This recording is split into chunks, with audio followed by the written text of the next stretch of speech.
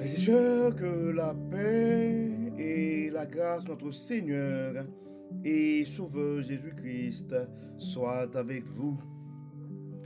Ici est WH Redemption Ministries pour notre dévotion matinale pour la journée du samedi 10 février 2024.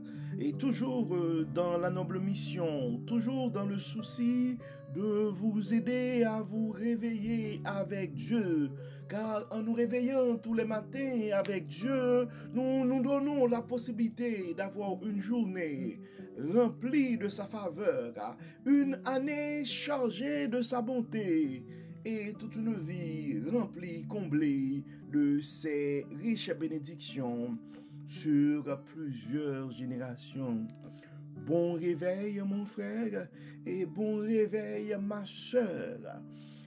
Et nous, bienvenue à notre dévotion matinale pour cette journée de samedi 10 février 2024.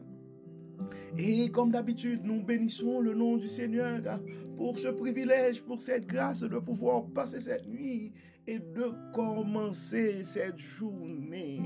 Beaucoup de gens probablement qui sont plus en santé que nous n'ont pas survécu cette nuit, soit par un arrêt cardiaque ou une crise quelconque. Donc, si Dieu nous a fait grâce, si Dieu nous a permis de traverser cette nuit et de voir cette journée, ben c'est une source de louange et d'adoration pour nous autres. Nous devons remercier et manifester notre reconnaissance envers le Dieu Tout-Puissant pour cette grâce. Et frères et sœurs, ce matin, pour notre dévotion matinale, Dieu veut nous rappeler de respecter et de protéger la force qu'il a mis en nous.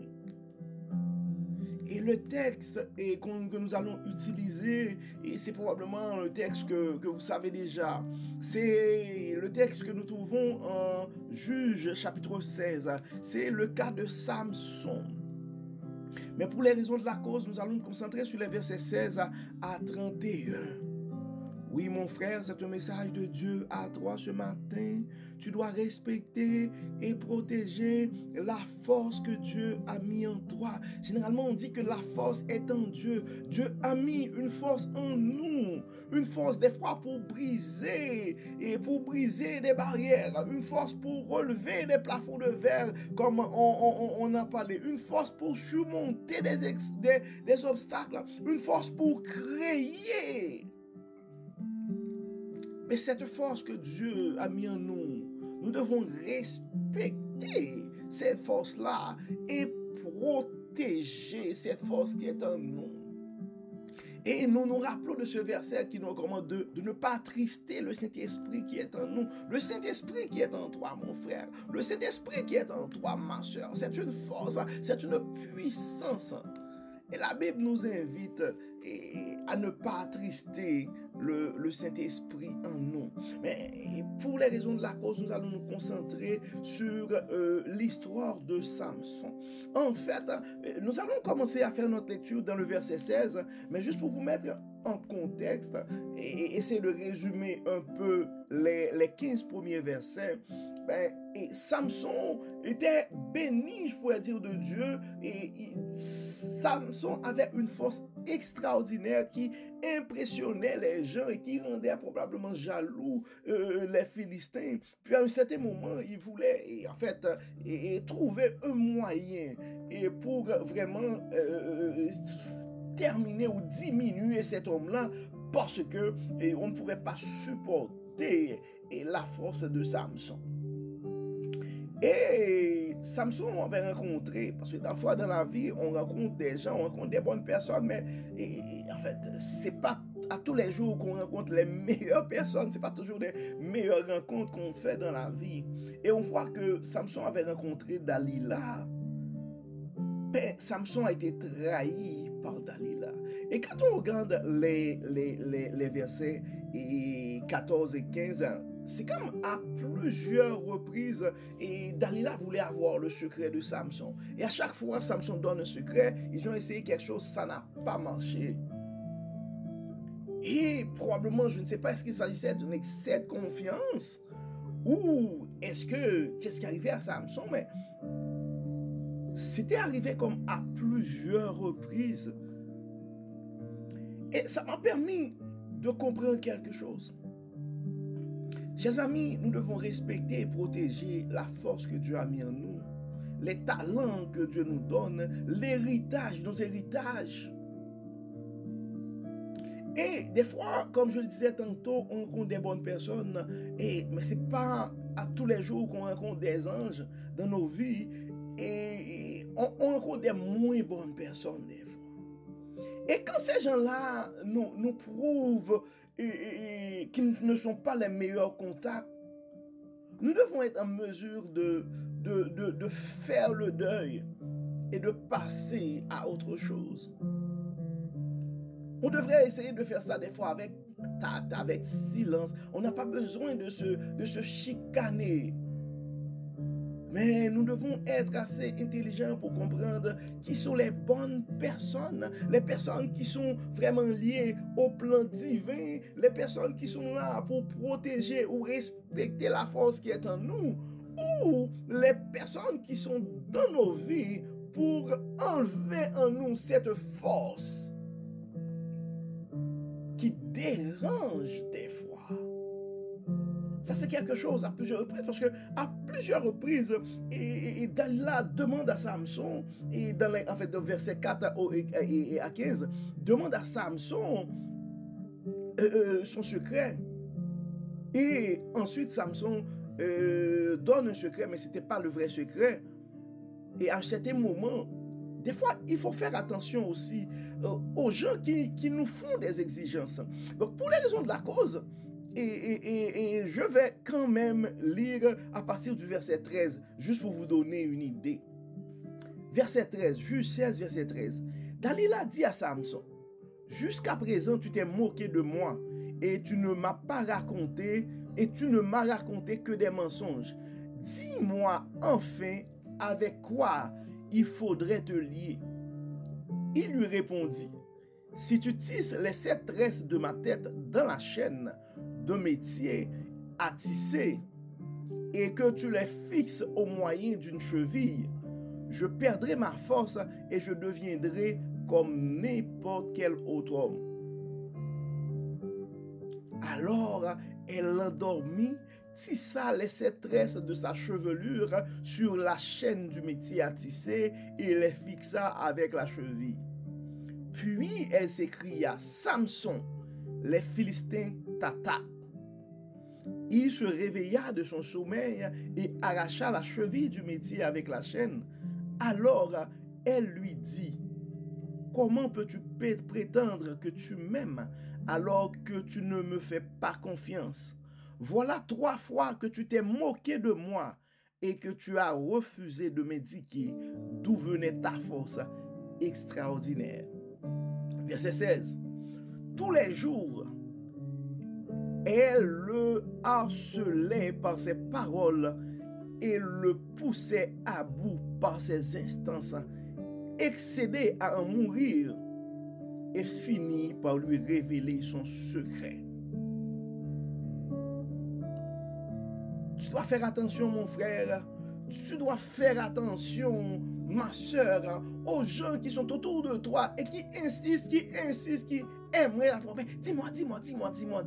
Est-ce que toi, tu veux le faire toi aussi? Mais pourquoi tu cherches à savoir tout ça? Verset 16, verset 17. Il finit par lui révéler son secret. Jamais encore, lui dit-il, mes cheveux et ma barbe m'ont été coupés, car j'ai été consacré dès le sein maternel. Si l'on me rasait la tête, ma force m'abandonnerait et je deviendrais comme n'importe quel autre homme. Dalila comprit qu'il lui avait révélé son secret. Elle fit prévenir les princes des Philistins en leur disant, « Venez, car cette fois-ci, il m'a dit son secret. » Ils se rendirent chez elle avec l'argent promis. Elle endormit Samson sur ses genoux, puis appela un homme pour lui couper les 7 tresses de sa tête. Ainsi, elle commença à le maîtriser, car il perdit sa force. Puis elle cria, « Samson, les Philistins t'attaquent. » Il se réveilla de son sommeil et se dit, « Je m'en tirerai comme les autres fois, et je me dégagerai. » Mais il ne savait pas que l'Éternel s'était détourné de lui. Encore une fois, un message à toi, mon frère, un message à toi, ma soeur. Tu dois respecter et protéger la force que Dieu a mis en toi. Verset 21. Les Philistins se saisirent de lui et lui crevèrent les yeux. Puis ils l'emmenèrent à Gaza, le ligotèrent avec une double chaîne de bronze et lui firent tourner la meule à grains dans la prison. Mais attention, le oint de l'Éternel reste le oint de l'Éternel. Donc c'est vrai, la force de Dieu l'a abandonné, mais il sera et restera un oint de l'Éternel. Verset 22, l'ultime vengeance de Samson. Après avoir été rasé, ses cheveux commencèrent à repousser.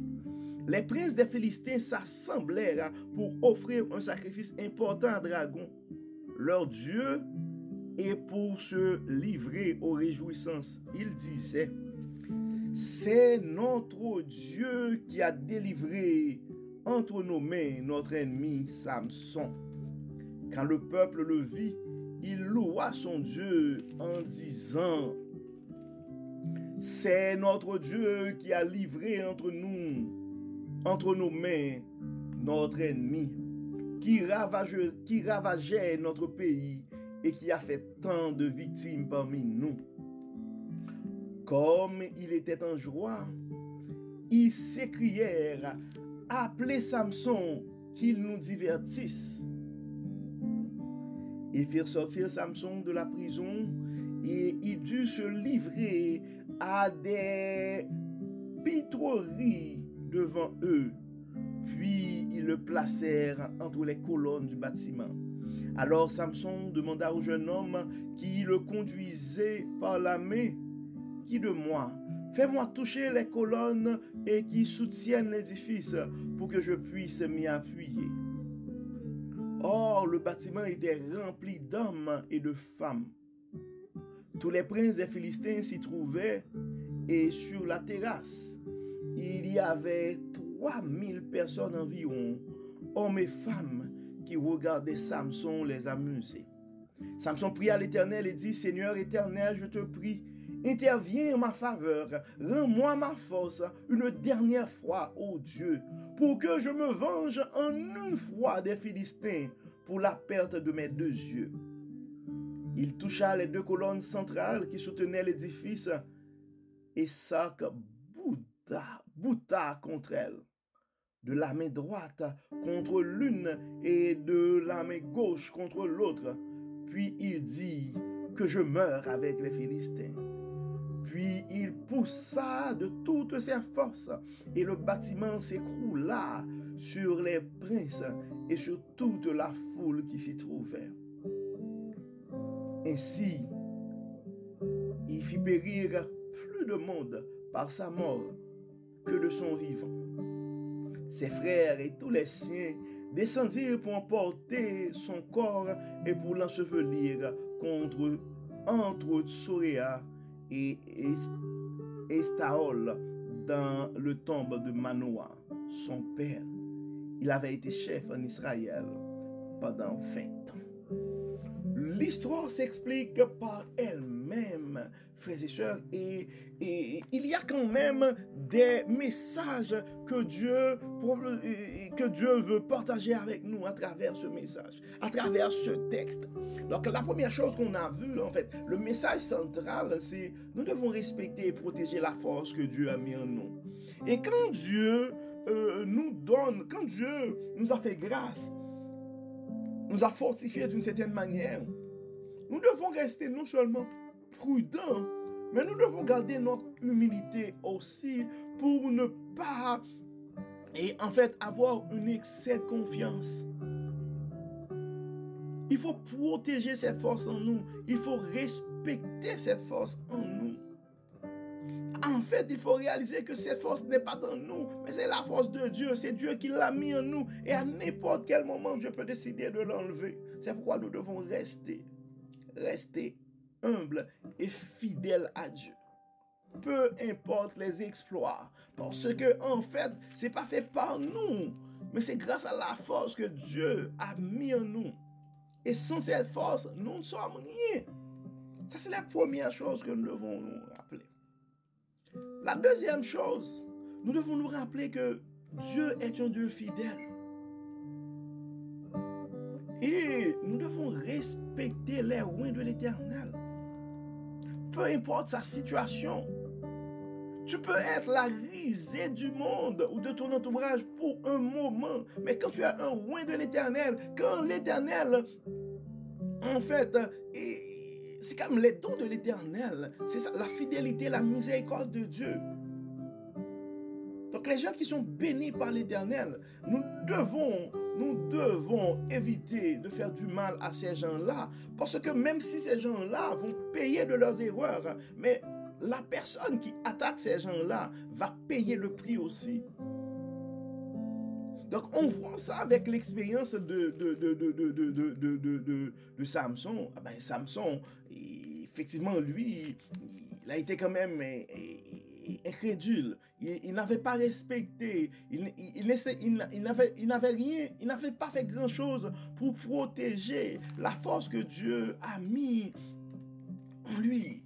Donc, des fois, il ne faut pas compter sur notre force. Il faut tout simplement dégager les mauvais endroits, sortir des mauvaises relations, sortir des mauvais milieux. D'ailleurs, la parole nous dit, les mauvaises compagnies corrompent les bonnes mœurs. Donc, nous devons faire en sorte de nous garder dans un lieu, dans des espaces qui protègent et qui respectent la force que Dieu a mis en nous. Mais l'autre chose que nous devons savoir aussi, des fois, de par nos erreurs, de par nos manquements, ça pourrait arriver que nous arrivons dans des situations assez difficiles. Et dans certains cas, certains d'entre nous pensent que Dieu nous abandonne, c'est fini pour nous. Non! Notre Dieu, c'est un Dieu fidèle, c'est un Dieu bon. Si présentement tu te sens affaibli et tu as l'impression que la force que Dieu a mis en toi t'abandonne, au lieu de penser c'est fini pour moi, mais tu peux faire cette prière pour dire, oh mon Dieu, j'ai péché contre toi, pardonne-moi et renouvelle ma force. Dieu est bon et c'est même dans tes pires moments, si tu appelles ton Dieu, eh bien oui, le Dieu Tout-Puissant peut renouveler ses faveurs en ta faveur, car les bontés de l'Éternel se renouvellent chaque matin. Donc ce matin, peu importe ta situation, si tu te sens affaibli, mon frère, va vers Dieu. Dis, mon Dieu, j'ai péché contre toi. Mais renouvelle ma force ce matin. Renouvelle la puissance ce matin. Redépose en moi l'onction des premiers moments. Dieu va renouveler ta force, mon frère. La force est en lui. Dieu va renouveler ta force. Ce que tu dois comprendre, il n'est jamais trop tard. Et la solution, parce qu'on est tous humains, tous les hommes tombent. Généralement, on dit, tous les hommes tombent, mais les grands hommes se relèvent. Je vais dire, tous les hommes tombent, mais si tu tombes, tourne ton regard vers Dieu. Il est capable de renouveler ta force ce matin. Dieu est prêt à renouveler ta force ce matin. Tourne ton regard vers lui. Et à toi qui es en force ce matin, n'oublie pas que tu dois respecter et protéger la force que Dieu a mis en toi. Donc nous allons, comme d'habitude, frères et sœurs, nous allons prier Dieu. Nous allons demander à Dieu nous allons dire merci à Dieu pour la force qu'il a mis en nous. Et pour nos frères et sœurs qui sont affaiblis ce matin, nous allons demander à Dieu de renouveler leur force. Dieu de bonté, Dieu de miséricorde, merci pour ton amour. Merci pour ta grâce. Merci pour ta fidélité. Merci Seigneur pour la force que tu as mis en nous. Merci Seigneur pour ton onction que tu as mis en nous. Merci Seigneur pour ton intelligence que tu as mis en nous. Dieu clément, Dieu de bonté, nous sommes conscients que des fois, nous faisons des choses pour attrister ton Saint-Esprit en nous. Nous faisons des choses, Seigneur, qui pourraient te porter à enlever cette force que tu as mis en nous. Nous te demandons, Dieu clément, de ne pas rentrer en jugement avec nous ce matin.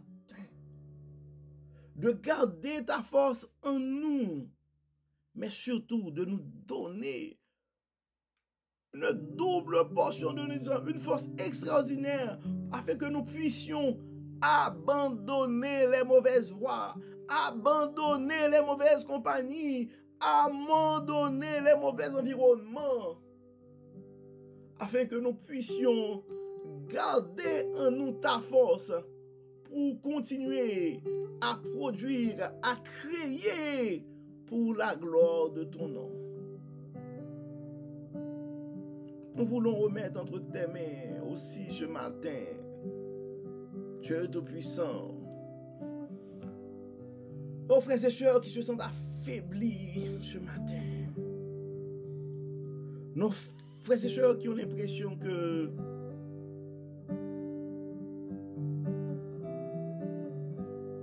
tu les abandonnes, tu as enlevé en eux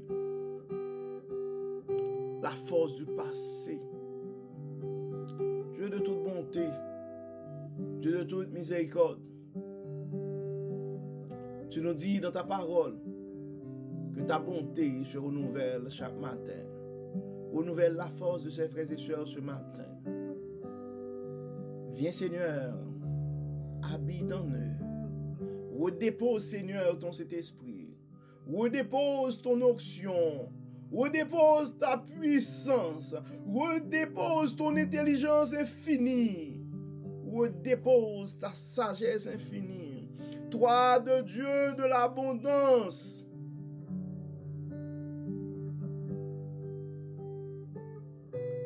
Dépose, envoie-le ton corbeau pour nourrir ces gens-là. Parce que probablement à un certain moment, ils ont été bénis. Et pour les raisons qu'ils ignorent, toute leur richesse, toutes leurs ressources, mais ils sont en train de disparaître comme la neige au soleil. Dieu de bonté, Dieu de grâce, Dieu de fidélité, toi le Dieu de l'abondance, toi le Dieu de la sagesse, toi le Dieu d'espérance, redonne ta force, redonne de l'espoir et renouvelle la vie. Toi le Dieu qui peut donner vie, qui peut mettre la chair sur des ossements desséchés, mais à ces vies, à ces âmes assoiffées, apporte ton eau vive, Seigneur. À ces ossements abandonnés, à ces esprits abattus, apporte la force, apporte la vigueur, et que tout soit fait, Seigneur, pour la gloire de ton nom.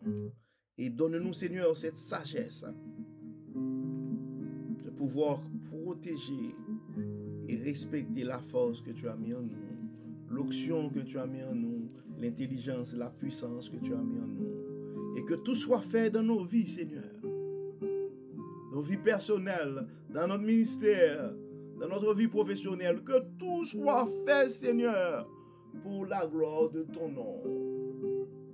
Au nom de Jésus, nous t'en prions. Amen. Amen. Frères et sœurs, nous arrivons au terme de notre dévotion matinale de ce matin. Nous espérons que vous avez reçu ce message de Dieu. le message de respecter, de protéger la force qu'il a mis en nous. Et à toi qui te sens affaibli ce matin, reçois la force de Dieu, reçois sa bénédiction, reçois sa puissance, reçois son onction au nom de Jésus. Que le Seigneur nous protège, que le Seigneur nous garde, que le Seigneur nous fortifie, qu'il nous redonne, qu'il nous donne à nouveau et qu'il garde en nous sa toute puissance au nom de Jésus. Amen. Amen. Bon samedi, frères et sœurs, et nous te demandons, comme d'habitude, de partager ce message à des frères et sœurs, parce qu'il y a d'entre nous qui ont besoin de protéger la force et de respecter la force que Dieu a mis en nous. Mais nous avons de nos frères et sœurs aussi qui sont dans leur moment de faiblesse et qui ont besoin de ce message d'espoir. Ils ont besoin d'aller chercher encore une fois la faveur de Dieu pour que Dieu puisse redéposer dans leur vie sa force, sa puissance, son onction, son Saint-Esprit. Encore une fois, bon samedi, frères et sœurs. Que le Seigneur nous garde, que le Seigneur nous protège, qu'il nous accompagne et qu'il nous fortifie au nom de Jésus. Amen. Amen. Bon samedi et on se donne rendez-vous demain matin, dimanche, pour notre dévotion, en fait, pour notre méditation de la semaine. Encore une fois, bon samedi, frères et sœurs. Que le Seigneur nous garde, qu'il nous protège au nom de Jésus. Amen. Amen.